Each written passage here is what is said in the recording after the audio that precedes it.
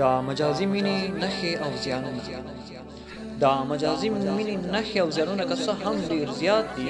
خو زه یو څو په لنډ ډول بیانوم.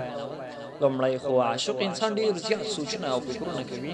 چې له امله یې ذهن کمزوری او حافظه په داسې ډول پوچه شي لکه د یوې هګۍ څخه چې زیړ وباسي. اول خو یې څه یادېږي نه او که بیا څه شی زده کول غواړي زړه یې نه غواړي.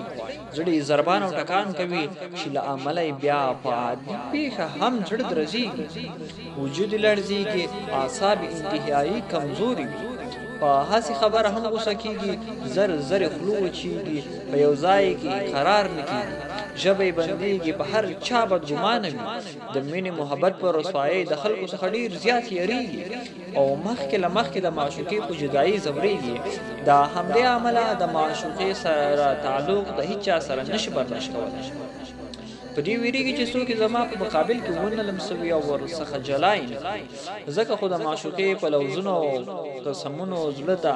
ډاډ نه حاصلېږي، په وفا یې هېڅ ډول اعتماد او باور نه وي چې له همدې امله تل خفا، زړه یې نری، هر وخت ژاړي، ګیلې او شکایتونه کوي،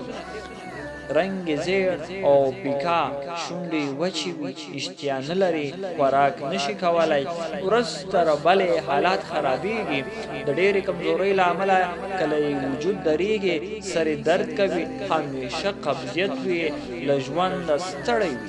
یو کار هم خوند نه ورکوي او نه یې ورته ډډه لګي، پرته له معشوقې نه د چا نه اوري او نه د هېچا سره تعلق او اړیکې ساتي. پر ګټه او تاوان یې سترګې پټې وي،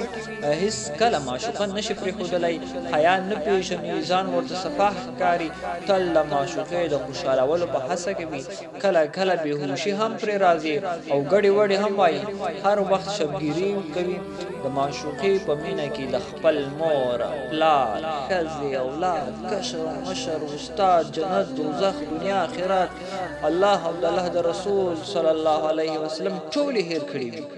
د الله تعالی سره یې بلکل اړیکې ختمې شوي وي،